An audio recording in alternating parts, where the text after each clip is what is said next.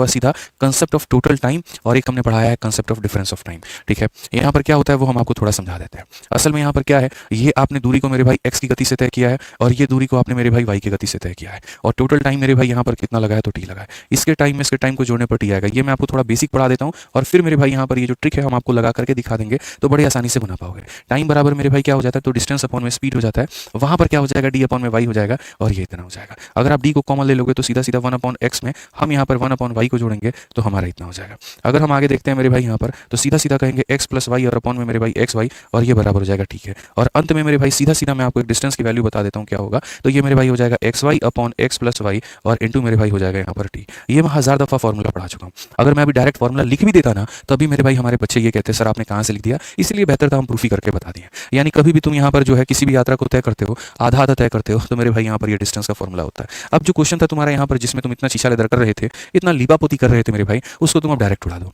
अब अगर उस डिस्टेंस को डायरेक्ट उड़ाना है, सीधा फॉर्मूला लगाओ सर एक्स वाई और अपॉन में मेरे भाई एक्स प्लस वाई और इंटू कितना हो जाएगा, तो मेरे भाई टी हो जाएगा। एक्स की अगर हम बात करें तो हमारे सामने कितना हो गया 57, दूसरे की बात करें मेरे सामने हो गया 78, अगर हम जोड़ दे 8 7 15 7 5 12 13 और इंटू टाइम हमारा कितना है मेरे भाई, तो टाइम हमारा 15 है।